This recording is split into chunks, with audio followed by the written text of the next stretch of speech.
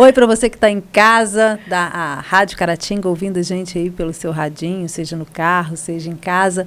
Oi para você da TV Sistec e para todas as pessoas que nos acompanham aí no YouTube, no Spotify. E oi para minha amiga Lissandra. Oi, Marinalva. Oi, pessoal de casa, né? Nossos seguidores que estão aí acompanhando a gente e melhorando a cada dia mais o nosso programa, né? Fazendo com que ele realmente faça sentido, né? E faça sentido tanto para nós quanto para vocês. Hoje as dicas do Pode Ser é com a minha amiga endocrinologista Lissandra Eduardo. É um prazer, né, Marinalva, estar aqui. Eu falo que a endocrinologia, a nutrologia, assim, é como se fosse uma tampa da panela, né? São especialidades que me movem, que me motivam, que me dão prazer de contribuir, né? Assim, com o meu trabalho, com a vida e poder melhorar cada dia mais aí a vida das pessoas, não só a nossa, mas a das pessoas também. Ah, tem a nutrologia também, tem, né? A nutrologia, não é só a endocrinologia, não. Não, mas tem a medicina estética, a gente tem que acoplar tudo, né? Tudo faz parte, né? É isso mesmo. Lissandra, então me fala, vamos falar um pouco dessa questão hormonal, né? Já que é um tema assim, que é muito interessante, que é instigante. Que é um tema nosso, né, Marinalva? Toda mulher, né, vai passar por isso, né, em algum momento.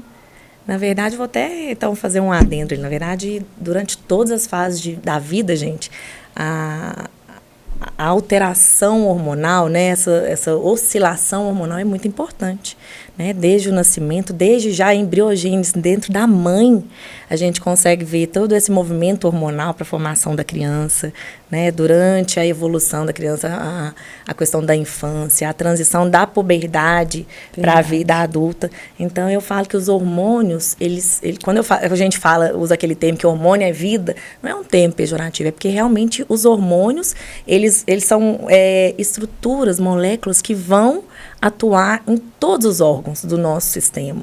Então, é muito importante para a nossa fisiologia, para o nosso desenvolvimento. Bem-estar mesmo, faz diferença. Faz né? muita diferença. Em determinados momentos da vida, que eu ainda não cheguei lá, sabe, gente? Mas é que a gente vai realmente... Você não chegou, eu já cheguei. Não, já cheguei. E sem problema nenhum. Mas a gente realmente sente essa diferença, né? É quase que a gente perder energia mesmo. A gente tem sensações no corpo, sensações na mente, memória. Acho que você vai falar sobre isso aqui, né, Lissandra? Eu vou deixar isso aí para você. Mas realmente essa mudança é perceptível para a gente. Eu acho que assim, exatamente. A gente está envelhecendo e com um potencial de expectativa de vida aumentando a cada dia, né? Então, assim... Aí vem um grande dilema, tipo assim, o que você quer para a sua vida? Você quer envelhecer com saúde, com qualidade, né? Ou você quer adoecer e viver com problemas? E dependente, por exemplo, de medicações, enfim, né? Com consequências aí de não ser saudável. Então, eu acho que isso é o ponto inicial para a gente começar essa discussão. O que você quer para você, né? E eu acho que muito dos movimentos que a gente passa a fazer em função disso, mas para isso a gente tem que ter o entendimento, né? Que não adianta, a gente fala muito aí, mudança de estilo de vida, mas o que é isso? E o que isso implica direto ou indiretamente, por exemplo, na fisiologia hormonal, né? Eu falo que o mágico da especialidade, para mim, que me encanta a cada dia, é que não existe, você não tem, por exemplo, queijo de goiabada, né? Não existe pensar em alteração hormonal ou equilíbrio hormonal sem a gente pensar em equilíbrio ou alteração metabólica. As duas andam juntas, eu acho que é um casamento ali que tem que estar bem linkado, tem que estar bem estruturado para que você seja saudável. Eu acho que é isso que a maioria das pessoas... As pessoas hoje em dia têm uma consciência, estão tendo uma consciência melhor quanto a isso, sabe, amiga? E eu falo que muito a gente tem que contribuir também para isso. Sim. Como que identifica, Lissandra, mulheres já com alteração hormonal? E os sintomas podem ser inúmeros e inespecíficos. Por exemplo, dores de cabeça crônica, constipação intestinal, alteração de pele, Alteração, por exemplo, uma pele mais acneica, uma pele ressecada, queda de cabelo, irregularidade menstrual também, pensando assim, já na mulher na menopausa, tentando entrar no climatério, caminhando para a menopausa, seria um sintoma. Alteração de sono, que é muito frequente, irritabilidade, dificuldade, por exemplo, de tomar decisões, alteração de memória, esquecimento. Quem nunca teve um desses sintomas? E aí a gente começa a pensar, gente, será que isso, por exemplo, é um cansaço, um estresse, um excesso de trabalho? Ou será que pode ser realmente um desequilíbrio orgânico, né? E aí a gente tem que... E aí quando a gente... eu acho o seguinte, a endocrinologia é interessante, eu sempre puxo sardinha para ela, porque é a minha paixão. E não existe pensar na endocrinologia sem pensar como um todo. E é por isso que quando a gente fala assim, as terapias integrativas, eu acho que se unem para poder fazer um equilíbrio da orquestra, da casa, sabe, Marinalva? Porque, por exemplo, assim, se eu não tiver esse equilíbrio, eu tenho disfunção de inúmeros órgãos. A gente está falando aqui dos hormônios, né, ligados à mulher, à fisiologia da mulher, a questão de estrogênio, de progesterona, mas a gente não pode esquecer, por exemplo, do hormônio da tireoide, que é vital, que é muito importante, né, na fisiologia metabólica, e inúmeros outros também que contribuem para isso aí. Então, eu acho que esse equilíbrio é mandatório para a gente. Os sintomas, por exemplo, quando a gente acabou de falar, são sintomas inespecíficos, mas que são corriqueiros. E que aí a gente tem que buscar uma avaliação, a gente tem que buscar realmente identificar se aquilo ali é uma disfunção, por exemplo, hormonal, que está sendo a vilã, porque os hormônios, direto ou indiretamente, também vão implicar, por exemplo, na questão da resistência insulínica, na questão inflamatória sistêmica, que vai lentificar o metabolismo, por exemplo. Que vai fazer você ter uma dificuldade, por exemplo, de perder peso, uma facilidade maior de ganho de peso. A perda de massa... A perda de massa, que está intimamente ligada com a questão do hipoestrogenismo, né? Quando a gente fala assim...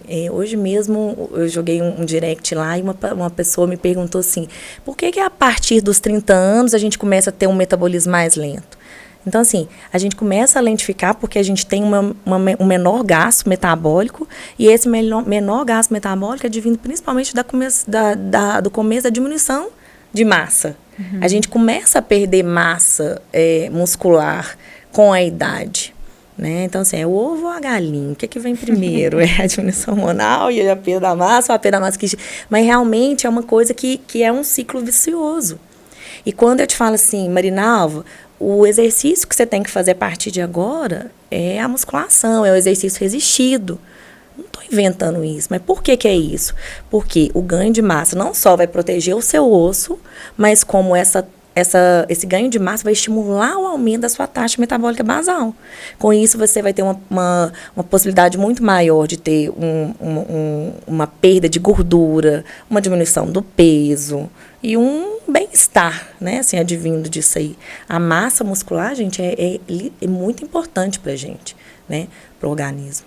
E observa assim, que é um momento importante que a gente precisa da atividade física, né, para poder ter esse ganho, mas quando a gente tem essa alteração hormonal, né, que não está equilibrada, né, que não tem a reposição, a gente não consegue. Então é aquela coisa, fica aquela briga, né? Então é preciso olhar para isso, né, para essa questão hormonal, até para conseguir fazer atividade física. Exatamente. Veja bem, por exemplo, você perguntou dos sintomas. Isso é corriqueiro lá no consultório. O paciente chega com excesso de peso, e aí vira e fala assim, eu estou compulsiva, eu não consigo, eu não tenho disposição para ir malhar, então você não me pede para poder ir fazer atividade física. E aí eu fico só observando aquilo ali. Aí eu fico observando. Ela fala assim, aí eu não tô dormindo bem, aí eu tô ficando irritada com tudo, aí meu marido tá me cobrando, eu tô engordando, e aí eu, né, assim, as roupas já não estão me cabendo, não tô tendo prazer em vestir uma roupa, em sair de casa. Aí começa um monte de problemas. E aí eu me pergunto e faço a pergunta para ela. Não existe milagre. Eu acho que a primeira coisa, você tem que entender que a mudança tem que ser sua. É lógico que é necessário uma avaliação, por exemplo, laboratorial, né? Assim, exames complementares que vão ajudar, por exemplo, a conduzir melhor aquele caso. Mas eu falo que, assim, 50% da proposta de tratamento nossa, gente, é mudança de estilo de vida. Isso aí é ponto final. Se a gente não entender que a gente é o que come, que as más escolhas vão influenciar, né, na nossa saúde, e que a falta de atividade física também vai ser um grande empecilho, a gente não vai conseguir sair daquele ponto estratégico ali, não. Então, a primeira coisa é isso. Se você, por exemplo, começa a fazer atividade física, eu falo assim, vai no seu limite, começa devagarzinho, não precisa sair todos os dias, mas começa a ir 3 vezes na semana. No início não vai ser fácil, nada é fácil, mas você tem que começar a fazer um movimento para aquilo ali melhorar, senão você não justifica você ter procurado a ajuda. Né? E daí, quando a pessoa começa a perceber que ela começou a ir para atividade física, e aí aquilo ali, gente, ela começa a dormir melhor, ela começa a ter menos compulsão pelo carboidrato, pela gordura. Porque, por exemplo, o sedentarismo, ele faz aumentar a resistência insulínica. E aí, essa questão é muito importante, que, por exemplo, assim, o paciente chega para mim e fala assim, eu não tenho fome de manhã. Mas isso é um negócio assim, que quem estuda uma fisiologia, quem entende um pouquinho mais disso, sabe o que eu tô falando? Entende, tipo assim, você acorda, você não tem fome de manhã, mas aí você vai chegar no final do dia, você vai ter uma compulsão alimentar, porque você vai ter toda uma oscilação. Você vai acordar com a insulina alta, beleza, tá suprindo aquilo ali, você não tem fome. Mas é no final do dia, à noite, que o seu metabolismo já tá mais lento, que é onde você precisava realmente usar a sua reserva energética, e aí você vai passar a consumir mais. E a conta é matemática e simples. O gasto tem que ser maior do que o consumo, senão a gente vai estocar. Então, assim, às vezes o que eu falo, que se a gente não fizer essas mudanças, né, do ponto de vista comportamentais mesmo, a gente não consegue também ajudar no tratamento. E isso é um tratamento, é isso que eu gostaria que as pessoas entendessem, que eu acho que é o melhor remédio que tem, o remédio mais barato, mais fácil.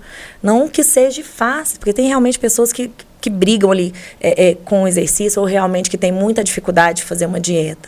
Gente, mas eu falo assim, cada dia, de cada vez, se a gente for fazendo um pouquinho de cada vez, a gente consegue um bom resultado. E faz muita diferença. Faz muita diferença. Né? Ajuda em tudo, né? Lissandra, mas como é que é, então, para quem, né, detectou as alterações, né, tá ali no climatério, então já na menopausa, como que é essa terapia de reposição hormonal? Quais os benefícios dela, os riscos, né? Ainda tem muitas pessoas que não podem fazer, que ainda é um problema, né? Na verdade, essa é uma discussão, assim, que eu acho que a gente vai levar, ainda tem muito pano para manga, sabe? Mas, de fato, o que é bem sedimentado, bem elucidado, a terapia hormonal, Marinalva, não é para quem quer, é para quem pode. Né? Não são para todas as mulheres, não são para todos os homens, não são para todas as pessoas. Eu acho que a gente precisa individualizar. Diante das queixas, a gente vai realmente fazer uma avaliação. Se você, por exemplo, no seu caso, se você tem condições, se você tem possibilidade de fazê-la com segurança. Né? Por exemplo, vamos colocar de dois lados assim, para a gente tentar fazer um equilíbrio. Benefícios e possíveis riscos de uma terapia. O que é benefício de fazer uma terapia de reposição, né, na mulher já em idade mais avançada? O hipoestrogenismo, abaixo da progesterona e abaixo da testosterona, que são hormônios vitais para mulheres. A gente vai sofrer consequências da massa óssea, que o estrogênio é o nosso principal hormônio que segura isso. Então, a mulher pode evoluir com um quadro de osteoporose. Quando esses hormônios que você falou tá isso, porque baixos. Pensando na reposição, seria numa baixa hormonal, né? Com o envelhecimento, as mulheres tendem a declinar esses hormônios. Né? Então, assim, não só a questão da massa óssea, mas a massa muscular e a massa de gordura, porque o estrogênio, ele participa ali no tecido adiposo, então ele vai aumentar essa resistência insulínica. Então, a pessoa que começa a envelhecer, você observa que ela tem aquele aumento de gordurinha visceral, ela tem uma dificuldade maior de perder peso e de ganhar massa, justamente por causa da baixa do hormônio. A gente tem problemas cognitivos advindos da baixa do hipoestrogenismo, né? Então, pensando assim, tem muita relação com a questão do Alzheimer. Então, quando a gente começa a fazer precocemente, quando há essa possibilidade, isso é uma questão que a gente consegue prevenir, né? E não só a questão do libido, a questão da concentração, da memória. Então, assim, os hormônios realmente são muito importantes nisso. Essas pessoas que não têm um fator genético, em relação a câncer de endométrio, a câncer de mama, a doença cardiovascular já estabelecida, essas pessoas não têm contraindicação a fazer. Aí é claro que é muito bem discutido com o paciente, né? Igual eu falo, quando não é para todo mundo, primeiro a gente tem que saber das reais possibilidades, não há contraindicações por mais. Aí quando a gente vem do outro lado da balança dos pós, que são o câncer de endométrio, o câncer de mama, o câncer de próstata, as doenças cardiovasculares, 30% das neoplasias, isso que eu queria que todos entendessem, que 30% das neoplasias, dos cânceres, não são genéticos. E eles são por mudança de estilo de vida, por alterações, por escolhas erradas que a gente faz. Sendo na alimentação, né, leia-se então, na alimentação errada, sedentarismo, tabagismo, estresse, alteração de sono, distúrbios de sono, né, e isso tudo contribui para o aumento do estresse oxidativo. E aí esse aumento do estresse oxidativo vai condicionar uma inflamação sistêmica. E é essa inflamação que vai ser responsável por um câncer. E aí, nesse paciente que está inflamado, a gente tem que ter muita parcimônia também como profissional, né? Porque nesse paciente inflamado, se eu for expô-lo a uma terapia de reposição hormonal, eu posso induzi-lo, sim, a alguma alteração. Então, eu acho que é muito pertinente essa discussão e eu acho que as escolhas também, assim, das próprias pessoas em procurar pessoas que agem de forma correta. Porque quando, às vezes, a gente vê aí, hormônio é proibido, me entristece. Porque a gente está envelhecendo e a gente sabe que a fisiologia nossa depende da base hormonal.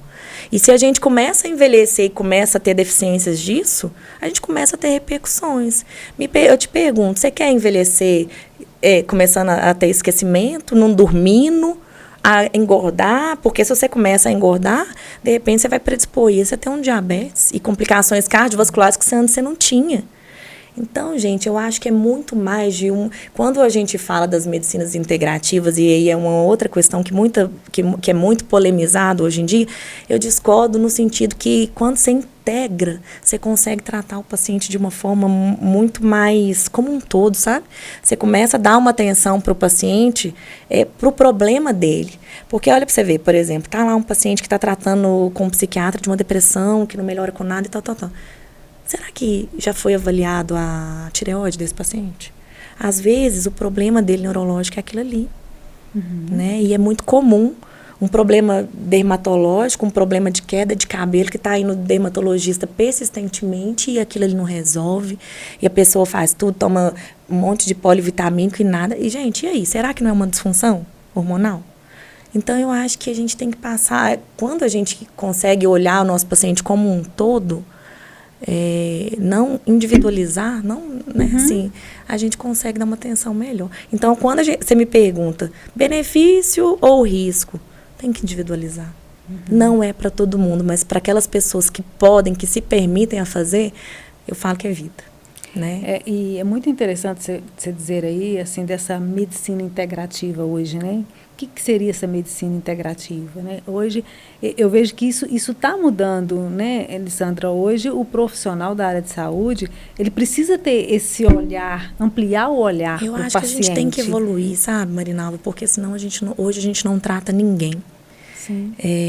Às vezes, tudo que o paciente precisa naquele momento, às vezes é ser ouvido. Sim. Né? Às vezes, né, se o profissional ouve bem a queixa daquele paciente, consegue ir além, né, do que, às vezes, uma simples dor que ele, né, tá tendo como queixa naquele momento.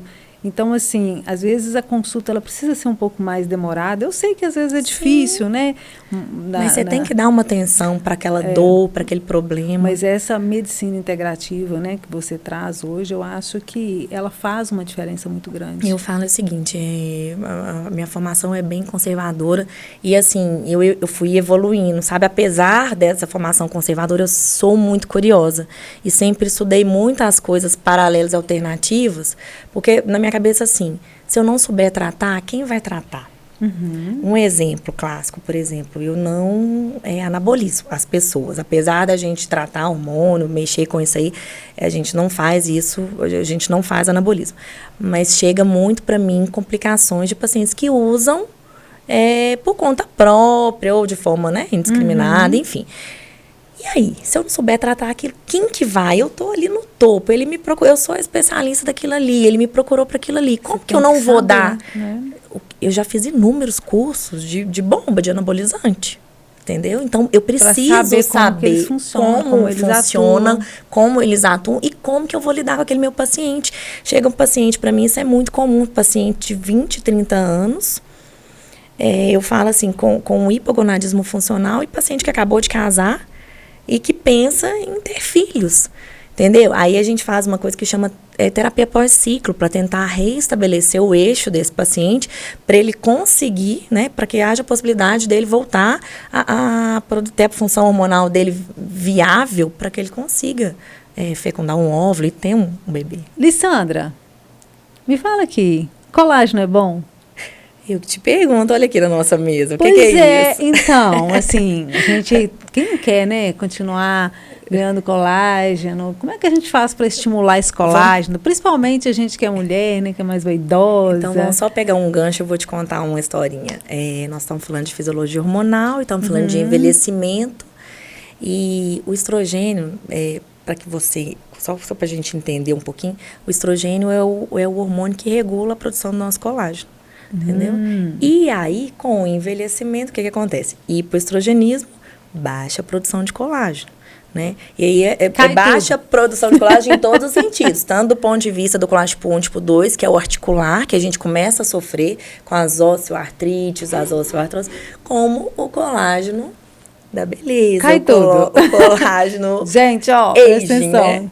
Então, gente, o que a gente conclui disso aí?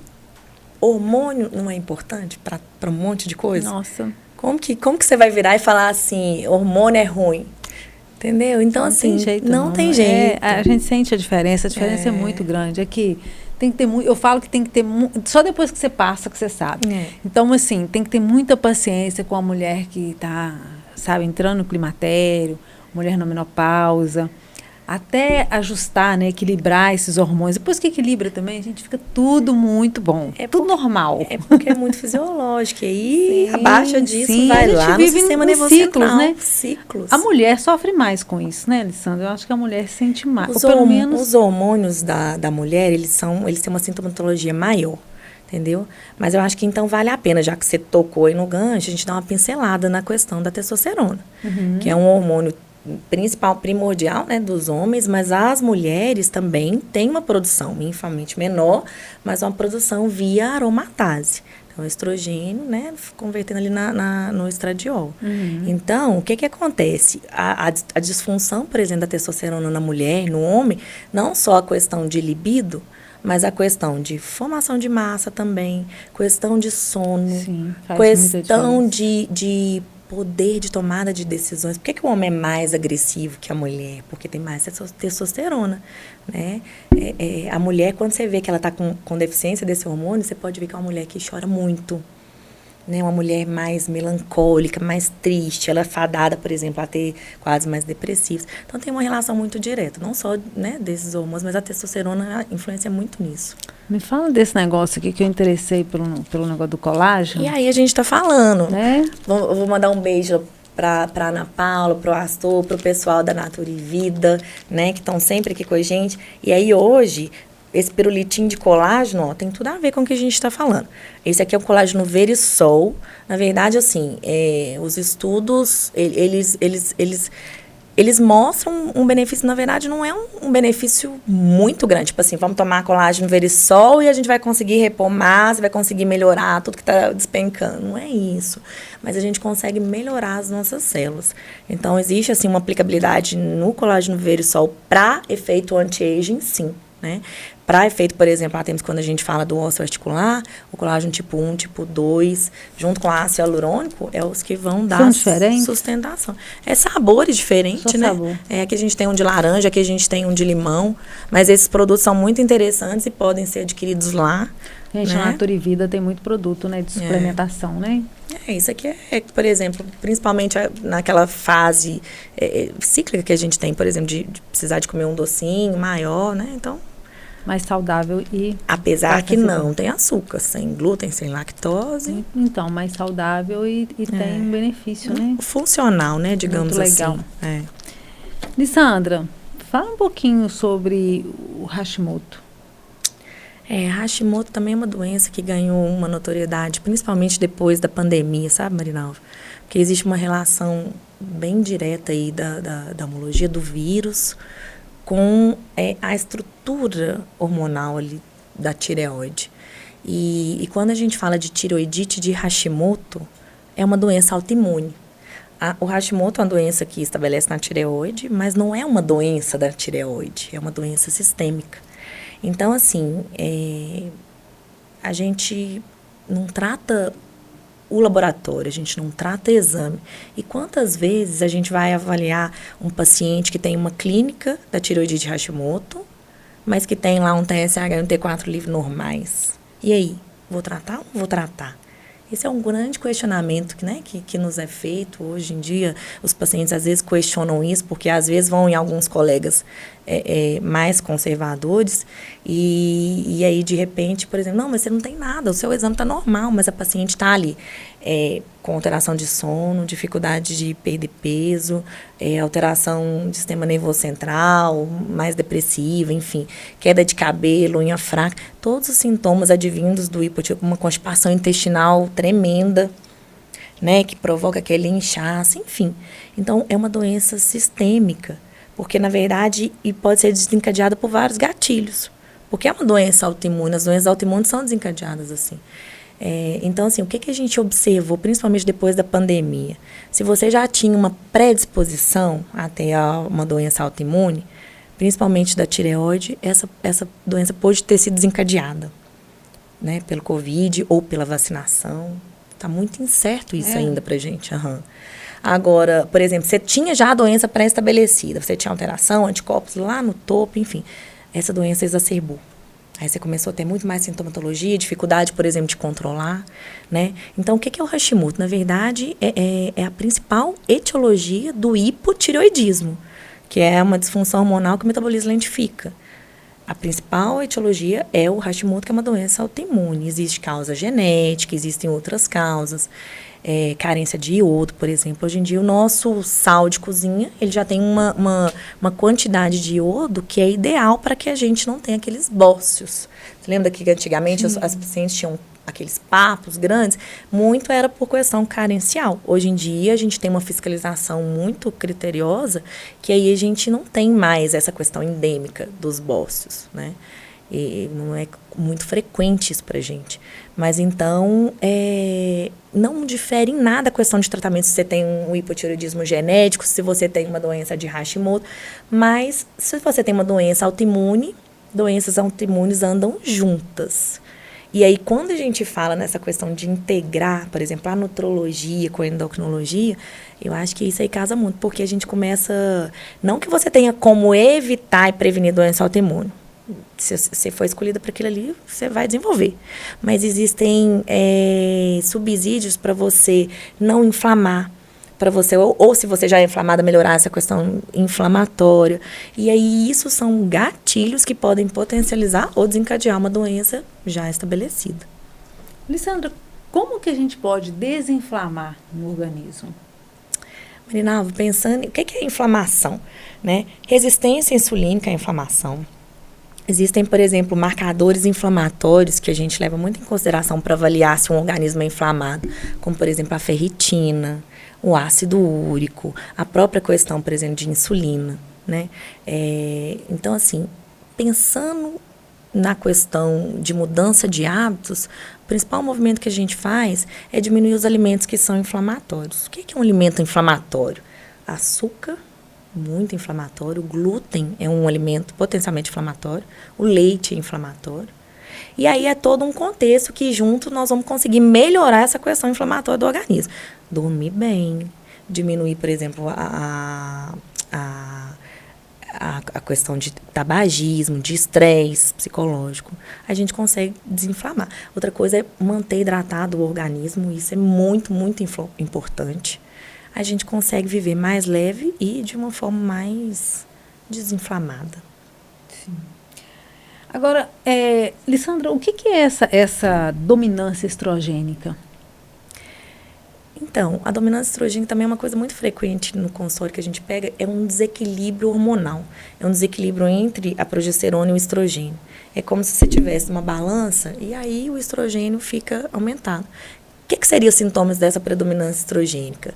Uma TPM, cefaleia, um aumento de fluxo menstrual, irritabilidade, diminuição de libido, abdômen distendido, edema. As pacientes chegam e falam assim, nossa, doutora, olha para você ver, eu faço tudo, malho, alimento bem e olha que o tanto de celulite que eu tenho, principalmente em região posterior de coxa, aquele aumento de gordura corporal, principalmente em região de flanco, sabe aquela mulher pera? Consegue visualizar aquela mulher pera? Então, é mais ou menos isso. Isso são indícios de uma disfunção com o que a gente chama de predominância estrogênica ou dominância estrogênica. Aí a gente tem que realmente configurar isso laboratorialmente e tentar ajustar. Porque tem que ter esse equilíbrio para a gente não ter esses sintomas. Entendeu? Então, assim, as principais queixas de uma paciente que chega com predominância estrogênica pra gente. E são queixas, olha pra você ver, inespecíficas. Não só a questão da gordura, celulite, edema, muito edema em membro inferior principalmente. Como, por exemplo, distensão abdominal, aumento de fluxo menstrual, libido. Agora, Lissandra, voltando um pouquinho na tireoide, a gente ouve, às vezes, muitas pessoas falarem, né, que ganham peso porque tem problema de tireoide. Como é que essa relação e até que ponto que isso é verdade ou mito, esse ganho de peso por causa da tireoide? Porque o hormônio da tireoide, ele é responsável por controlar esse metabolismo. Ele é responsável por fazer essa manutenção da taxa metabólica basal.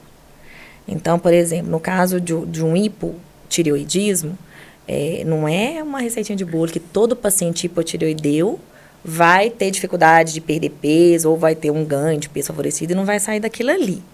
Não é isso. Mas que eles têm uma possibilidade de lentificação por ter uma diminuição da produção hormonal, isso tem, né? Então, vai interferir, por exemplo, nessa dificuldade de ganho de massa e como na possibilidade de ganhar mais gordura. Justamente por atuar na taxa metabólica basal. Mas controlado? Não, controlada a pessoa vive normal. Entendeu? A gente tem que ter esse equilíbrio. Tá. Agora vamos entrar num tema que eu acho assim, a gente ouve muitas pessoas falando que tem muito medo, né? Que é tantas consequências, tantos problemas que o diabetes, né, traz para uma pessoa. Vamos falar um pouquinho do diabetes, Lissandra? Começando do começo, né? Como que uma pessoa pode ficar diabética? Ou, né, às vezes falo pré-diabetes, diabetes tipo 1, diabetes tipo 2. Então, eu vou começar lançando uma sementinha aí para todo mundo. Se a gente não mudar os nossos hábitos, nosso estilo de vida, todo mundo vai ser diabético no futuro. Gente... Entendeu, Marinalva? Isso é Explica isso melhor. Hoje em dia, aqui no Brasil, são dados recentes, atuais. Hoje no Brasil, 16 milhões de pessoas são diabéticas. E a perspectiva para 2030, que está aí, ó, amanhã, 2030, é que seja 22 mil pessoas diabéticas. Ou seja, é um número muito expressivo. E o que a gente está vendo? Por que o diabetes... Isso eu estou falando do diabetes tipo 2, tá? Porque é o diabetes que tem a ver com a genética, que tem a ver com a epigenética, que depende do meio. O meio influencia a pessoa se tornar diabética. Sim. E o que é o principal fator de risco? Inflamação. A inflamação sistêmica vai ser a grande vilã para a paciente desencadear um diabetes. Por quê? Vai desencadear uma resistência insulínica. E essa resistência insulínica, quando eu falo que a resistência insulínica é o seguinte, a insulina está alta no organismo, então, teoricamente, era para estar funcionante, porque a insulina é o hormônio que controla os níveis de glicose no sangue. E aí, quando a gente tem essa resistência periférica à insulina, chega uma hora que essa glicose não consegue mais ser metabolizada. E aí ela começa a elevar nos níveis sanguíneos de forma sistêmica e aquilo ali vai gerar um estresse oxidativo, né? Aí, por isso que a gente fala, quando a gente faz o diagnóstico de um paciente diabetes tipo 2, ao diagnóstico, ele já pode ter as complicações que a gente chama de microvasculares, que a gente até já discutiu isso aqui num outro contexto, acho que com a Maurícia, se eu não me engano, que é a questão da retinopatia, da nefropatia e da neuropatia, né? E assim, o que é isso? É como se a glicose no organismo da gente funcionasse como se fosse um gatilho inflamatório e vai lesar esses órgãos-alvos, né? Então, existe a possibilidade da gente fazer prevenção para o diabetes? Sim, mudando o estilo de vida, tá? É totalmente diferente quando a gente compara o diabetes tipo 1, que é uma fisiopatologia diferente. O diabetes tipo 1, ele não produz insulina. Então, o pâncreas dele não produz insulina. A única maneira que a gente tem para tratar esse paciente de diabetes tipo 1 é dando insulina. Ponto. Ele não tem produção. E aí, é uma doença autoimune. Esse paciente também não tinha como evitar de ser. Veja bem, por exemplo, o paciente diabetes tipo 2 é o perfil do paciente inflamado. É um paciente que tem um excesso de peso, tem um grau de obesidade, é um paciente muito provavelmente que ele seja hipertenso, é um paciente que provavelmente tenha uma dislipidemia já instituída, tem uma síndrome plurimetabólica que a gente fala, entendeu? Então, assim, e ele é um paciente inflamado, ele tem um protótipo gordinho. Compara com o paciente diabetes tipo 1, é um paciente magrelinho. O diabético tipo 1, ele tem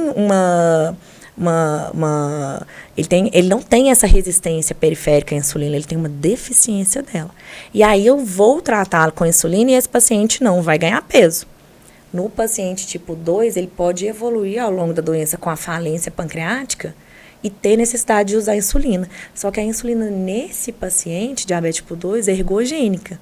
Se ele não me ajudar muito com a questão, por exemplo, de alimentação, atividade física, eu vou tratá-lo com insulina e ele vai ganhar peso. É diferente do que acontece. Então, são fisiopatologias completamente diferentes, apesar de levar o mesmo nome da doença. Conseguiu entender, assim, a diferença? Então, assim, o diabético tipo 1, ele é insulinopênico, ele precisa da insulina para ele sobreviver. Já o outro, ele demanda, por exemplo, existem várias classes de medicamentos que a gente pode tratar o diabetes, mas ele ainda produz, ele não tem falência pancreática. Chega um momento que ele vai, por descompensação, necessitar da insulina. E aí a gente fará. Nissandra, eu queria que você falasse assim, um pouquinho mais, ou chamasse a atenção para conscientizar essas pessoas, né? Porque como que a gente pode trazer uma consciência mais saudável para um controle, né? Vamos imaginar a pessoa que já tem diabetes, que a gente ouve tantas pessoas terem complicações por causa de um diabetes não controlado, né? Não equilibrado. Então, às vezes, as pessoas não dão tanta importância, né? Deixa a coisa complicar um pouco mais. A gente vê pessoas perdendo a visão, né? Às vezes tendo que amputar membros. Então, assim, a gente vê muitas complicações por causa do diabetes. Então, eu queria que você falasse algo assim para a gente trazer mais consciência para essas pessoas. Gente, e assim, o que a gente tem observado? Que o perfil do paciente diabético, ele tem mudado. O diagnóstico do paciente diabetes tipo 2 era um diagnóstico que era feito a partir de 30, 40 anos. Né? Geralmente a gente sempre fazia o diagnóstico do tipo 1 na infância e o outro, só que eu estou fazendo esse gancho porque eu quero trazer, então, já que nós estamos falando dessa questão de consciência, vamos pegar um pouquinho mais no início, vamos pegar um pouquinho na infância, porque hoje a gente vê uma mudança comportamental lá em casa. E aí as crianças estão ficando cada vez mais sedentárias, estão ficando cada vez mais compulsivas e estão desenvolvendo um grau de obesidade. Com isso, cada vez mais precoce, a gente está trazendo esse paciente diabético tipo 2 para a idade mais baixa. E aí, pensando que eu tenho um diagnóstico de um paciente de M2 menos de 20 anos, se ele não tiver um bom controle e tratamento de diabetes, não sai daquilo ali. Por exemplo, a gente já dá medicação, que é importante também para o tratamento. Mas a alimentação e atividade física são tratamento assim, sine qua non. Se os pacientes e familiares não tiverem essa consciência, aos 30 anos, esse paciente já vai ter uma lesão ocular, já vai ter um comprometimento da visão, já pode ter um comprometimento renal e um comprometimento a nível de sistema nervoso, levando inclusive a uma amputação. Como a gente já até, né, na última entrevista, a gente falou que o diabetes é a principal causa de cegueira no Brasil hoje, já ultrapassou a hipertensão arterial, né? A questão também da insuficiência renal crônica, o diabetes, ele é a principal causa que leva a hemodiálise hoje, já ultrapassou a hipertensão arterial. E a questão de amputação também, hoje o diabetes é a principal causa de amputação em membro inferior.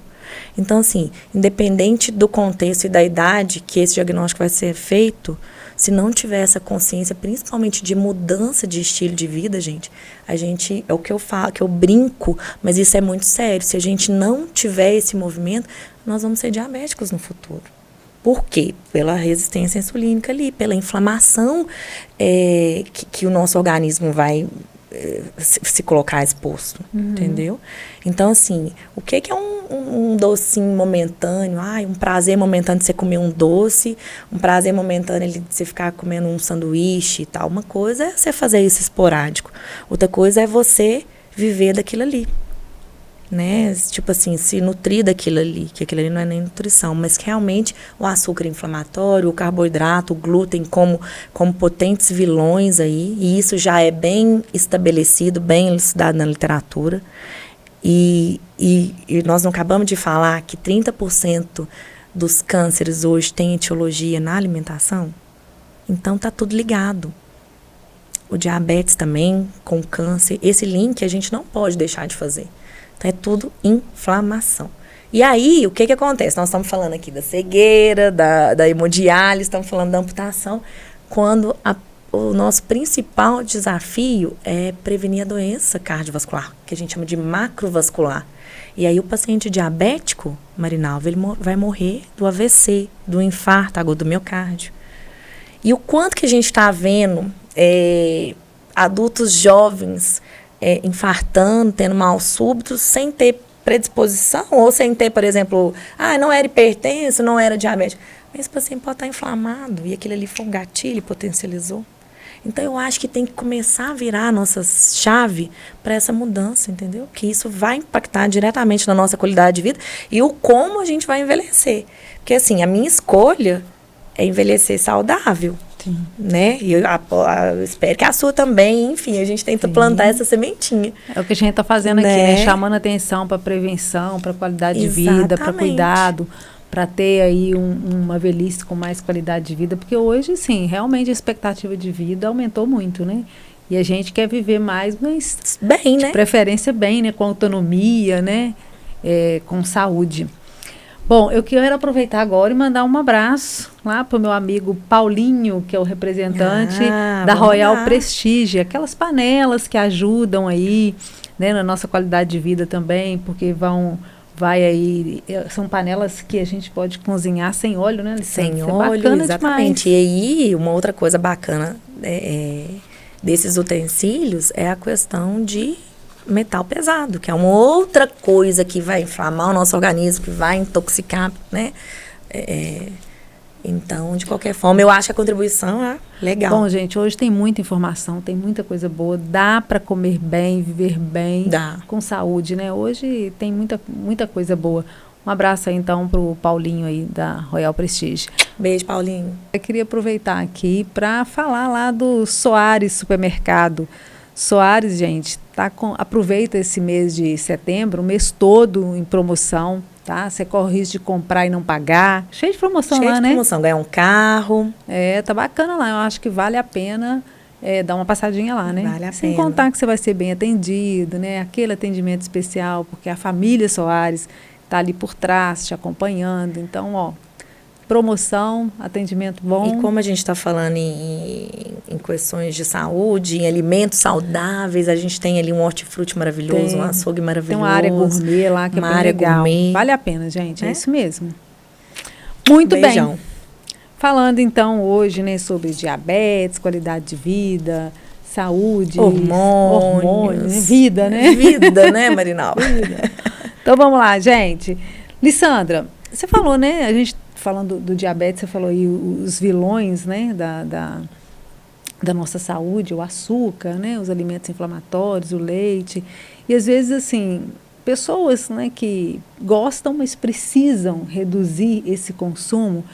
E assim, tudo é uma questão de hábito de vida, né, Alessandra? Da mesma forma que a pessoa acostumou com aquilo, dá para desacostumar, né? Dá para desacostumar. Entenda bem, o diabetes, ele é uma doença silenciosa. A maioria dos pacientes são assintomáticos. Quando eles vão realmente desenvolver um sintoma, o que seria um sintoma, por exemplo? Um distúrbio visual, uma diminuição da acuidade, uma visão turva. Às vezes o paciente chega para a gente com essa queixa. E aí vai ver a glicose lá em cima. Ou, de repente, o formigamento. Fala, ai, doutor, eu acordei à noite com cãibra, meu pé está formigando, meus dedos estão formigando. Entendeu? Ou bebendo muita água, fazendo muito xixi, uma perda de peso ponderal significativo. São sintomas que merecem atenção. Mas para chegar nesse sintoma, teve meio caminho andado ali. E aí, o quanto que foi esse meio caminho andado? Entendeu? Pode ser anos. Então, quando a gente fala que o diabetes tipo 2 é doença prevenível, é porque realmente a gente consegue fazer essa prevenção com os hábitos saudáveis. E aí, assim, fala assim, mas então, Alessandra, lá na sua casa ninguém come doce, ninguém come açúcar? Não, infelizmente. Como eu gostaria que fosse assim, sabe? Porque a gente sabe do tanto que é ruim a questão do açúcar no organismo da gente, principalmente na infância, da infância para frente, enfim. Mas eu acho que é tentar diminuir. Então, assim, conselho que eu dou, dica bacana que eu dou, tenta diminuir, tenta deixar para o final de semana. Às vezes, se tiver em casa eu vou comer, então não compre, porque se tiver realmente, às vezes vai ser difícil a gente resistir. E a gente não tem que se sabotar. Então, eu acho que aí são escolhas, movimentos que a gente passa a fazer. A questão, por exemplo, da atividade física é outra coisa também que diminui a inflamação, que ajuda nesse processo de melhora, de retardar, por exemplo, essa progressão da doença ou evitar o estabelecimento dela. Então, assim, vamos tentar melhorar isso? Vamos tentar dormir melhor? E a gente tem hoje muitas opções, né? E a nossa mente, né? O nosso cérebro, ele é adaptável. Totalmente. Né? A gente pode mudar o nosso paladar. Eu falo que eu aprendi a gostar de tanta coisa que eu não gostava, mas eu coloquei na minha cabeça que era bom, que eu precisava, e realmente a coisa foi se ajustando. Frutas que eu não gostava, mas que são boas para que o meu intestino possa funcionar legal, aprendi a comer aveia, não gostava disso, farinha de aveia, né? Então aprendi a colocar esses integrais na minha vida. Então. Parei de comer pão. Então, assim, são algumas coisas que às vezes você fala assim, nossa, é possível. Eu comia 3, 4 pães por dia. E aí, com isso, você entra na questão da nutrologia. Né? Então, assim... Eu acho que é um link ali muito interessante na questão da endócrino-metabólica, porque, querendo ou não, é tratar aquela parte fisiológica com suplementos ou alimentos que vão conseguir tratar aquilo ali, independente de remédio, independente de medicação. Né? Uhum. E, por exemplo, é muito interessante quando você fala de fibras, né, associadas à dieta, porque o intestino é um órgão que tem que ser eficaz. Né? E quando a gente consegue melhorar, por exemplo, diminuir uma constipação intestinal com a ajuda, por exemplo, de dieta, a gente consegue melhorar a produção hormonal, a liberação das orixinas, de todos os produtos ali que vão ser essenciais, por exemplo, para os gatilhos, por exemplo, neurais, né? E, enfim. Então, essa questão da alimentação é muito interessante. Fibras, faz uma diferença, água. Né? Assim, a gente sente mais leve, a gente sente melhor, a digestão é melhor. A digestão é melhor. Agora, Alessandra, o açúcar, né, quando você fala principalmente açúcar branco, dá uma diferença tão grande quando a gente tira o açúcar. Eu sei que para muita gente aí que está me ouvindo é difícil, né? Às vezes toma café adoçado, né? A principal dificuldade é o cafezinho. Mas, e realmente, eu lembro que quando eu parei de usar o açúcar no café, foi uma semana. Eu parei porque a gente estava em viagem, meu marido com aquele negócio, ele aprendeu, nem sei como, mas eu fiquei ali dividindo o café com ele sem açúcar. Reclamava um pouquinho, mas fiquei uma semana fora, né, tomando. Quando eu cheguei, eu falei, gente, eu fiquei uma semana, eu vou parar. E realmente parei. Eu percebi, assim, que foi algo... quando você faz sem resistências, é mais fácil, né? Quando você faz com consciência. Sim, eu acho que você vai adaptando seu paladar. Sim, você vai conseguindo... então dá para trocar, né, Alessandra? Dá para trocar. Dá para tirar aí e colocar, né? Hoje a gente tem tanta opção, né? uma fruta, né? Que é tem um horário melhor, Lissandra? Eu não sei, já ouvi falar que, às vezes, para quem não fica sem o doce, de repente comer um pedacinho logo depois da comida, logo tem depois isso? do almoço, entendeu? Porque aí a gente vai ter o pico pós-prandial. Então, assim, como você já vai ter um aumento do índice glicêmico, por exemplo, pela fruta, esse aumento já é esperado, você vai conseguir ter uma resposta metabólica melhor ali, entendeu? Sem estocar, né? Então, assim, igual no caso dos pacientes diabéticos, que a gente estava falando anteriormente, não é proibido fruta. E fruta tem frutose, que é o açúcar natural. Então, a gente libera, por exemplo, umas 4 frutas para o paciente comer, até mesmo porque tem todos os benefícios de vitaminas, né, de minerais, das frutas. É importante. Para os pacientes diabéticos, como é que é essa questão do adoçante? Você recomenda, né? Porque hoje, né, muitas pessoas falam que o adoçante não é bom, que é cancerígeno e tal. O ideal seria cortar o açúcar ou dá para colocar um adoçante aí? Não, então, assim, o ideal era que o paciente fizesse aí uma reeducação e não precisasse, né? Os alimentos passíveis de serem já adoçados naturalmente, ok, mas procurar evitar. Existe realmente um grande questionamento, até liberação para a Anvisa, em relação ao ciclamato, à sacarina, que são potencialmente cancerígenos. Isso aí, de fato, houve uma comprovação. Mas, por exemplo, os adoçantes, por exemplo, de stevia, xilitol, que são adoçantes naturais, em quantidades equilibradas, eles poderiam ser feito uso. Lembrando, gente, que paciente diabético, ele tem que fazer uso de alimentos diet, sem açúcar. E aí, o grande questionamento em relação a essa população é assim, os adoçantes, eles são diet, sem açúcar, sem nada? Porque, querendo ou não, é um açúcar natural, né? Tem o poder de adoçar. Então, aí eu acho que tem que avaliar de paciente em paciente se o uso desse adoçante elevaria o índice glicêmico e manteria a glicose dele elevada. Nesse contexto, abortar. Tá? Então, assim, porque existe essa possibilidade. Paciente diabético, produtos diet sem açúcar, é diferente de light, né? E já que a gente está falando de alimentos, né, de inflamação no corpo, a gente não falou também, Lissandra, você não falou sobre os industrializados e os processados. São outros vilões, né, Marinalva, que contribuem para essa inflamação sistêmica também. Então, os embutidos, as gorduras ruins, as gorduras saturadas. Então, isso aí realmente são alimentos que a gente deve diminuir o consumo disso. Esses industrializados que a gente compra, não só falando, por exemplo, dos fast foods, mas, por exemplo, esses amendoins, isso tudo, além de ter muito conservante, tem muito sódio, né? Ele tem muito açúcar também envolvido ali, realmente vai contribuir para poder inflamar sistemicamente. Então, realmente são alimentos, por exemplo, o refrigerante. Refrigerante também é outra coisa, que, querendo ou não, existe a questão do adoçante, né? Aí, recentemente, até teve uma polêmica em relação a essa questão do diet, né, da Coca-Cola, e aí a grande polêmica foi essa. Se o substrato do adoçante ali elevaria o índice glicêmico, sabe? E, na verdade, a gente sabe que eleva. Então, é por isso que aí tem que ficar sempre aquela coisa. Tem que individualizar de paciente para paciente, né? E, de fato, a gente sabe como esses alimentos têm um potencial inflamatório, procurar descontinuar. Gente, comida de verdade é a base de tudo.